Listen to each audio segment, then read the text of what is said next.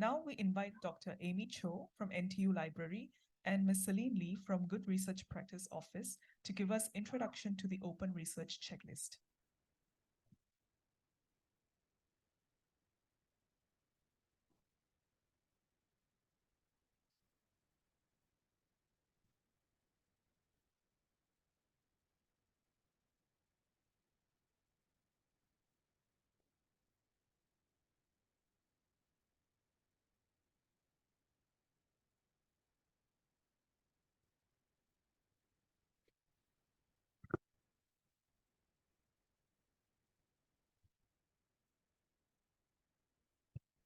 Hi everyone, I'm Amy, Open Science and Research Services Librarian from NTU Library. Hi, I'm Celine from Good Research Practice Office, Lee Kong Chian School of Medicine. That was such a mind-blowing presentation by Lenny.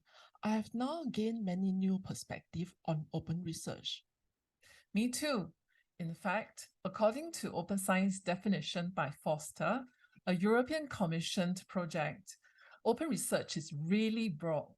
It covers many areas such as open access, open data, open reproducible research, open lab notebooks, open workflows, open source, open peer review, open metrics, open repositories, open tools. Wait, so many? Where do I begin when I engage with researchers on open research? And how can researchers participate in or adopt open research practices?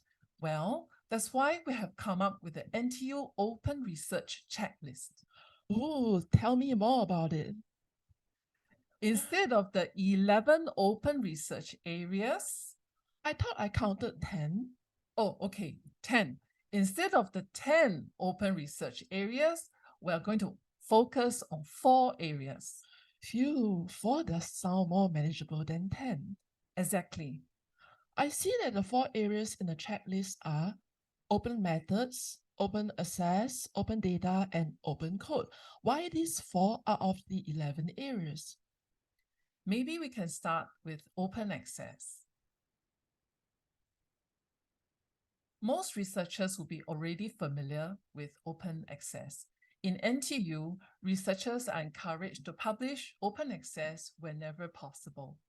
In addition to options provided by publishers, there's also the institutional repository, where they can deposit the allowed version of their manuscripts for open access. The checklist also mentions ORCID ID. What is ORCID ID got to do with open research? ORCID ID is a free and universal persistent identifier for individual researchers.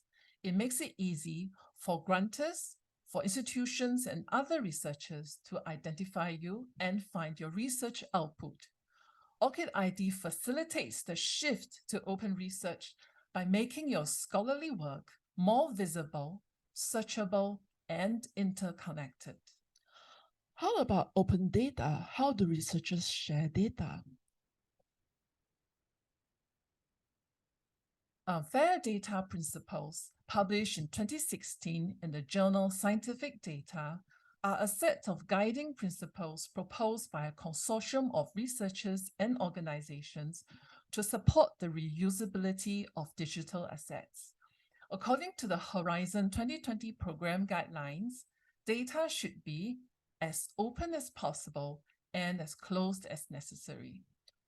Oh yes, I remember that data should be fair as in findable, accessible, interoperable, and reusable. That is correct. For open data, one can easily make the research data fair on the institutional research data repository or external ones. At NTU, we have a team of data librarians who actively curate deposited datasets at the institutional data repository and educate researchers on data sharing best practices. What are some examples of data sharing best practices? Well, this can include adopting domain-specific metadata standards, providing sufficient documentation when sharing the data. These help to ensure that the deposited research data sets are fair. At the point of manuscript submission, it is also good to include a data availability statement pointing to the open data via a DOI, or Digital Object Identifier. Oh, and before I forget, do incorporate any data sharing plans in your data management plan. Wow, that's great data curation service there. As for open code, funders and publishers are now encouraging code and software to be made available alongside research data too. I see that the checklist is asking if the code is well annotated and if the use of all software versions and computing environments have been documented. There's even a mention of the FAIR principles of research software. These are great tips. Yes, code sharing contributes to transparency of the computational workflow and the availability for others to reuse the software. Just curious, where are some good places to share one's code? Good question. One can share code publicly under an open license at the repository or as part of supporting information of a publication. Some examples of code repositories are GitHub, GitLab, Bitbucket, etc. NTU researchers may also deposit their code together with their research data at DRNTU data repository. I see. So, to summarize, open code facilitates verifying code and reusing code. Not only that, open code helps with the understanding of methods, assessing the quality of research, and replicating the study. That brings us nicely to the last item on the checklist. Open methods is something that researchers could also consider. Some of you might have attended Lenny's workshop and picked up useful tips on writing methods for open sharing. Providing access to detailed documentation of the processes, procedures, and materials used in the research investigation is useful when other researchers wish to replicate or build upon your research. What are some benefits to the individual researcher? Well, there are plenty of benefits. Practicing open methods gives you a timestamp record of your study plan or protocol, particularly for pre-registration and registered reports.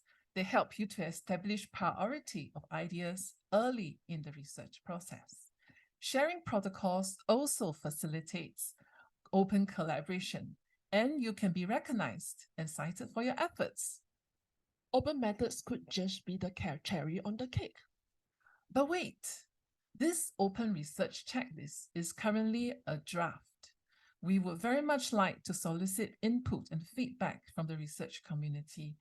So to all the audience out here, please do not hesitate to approach us to tell us what you think of our research checklist, and we'll be most delighted to talk to you. We've come to the end of our presentation. Thank you very much.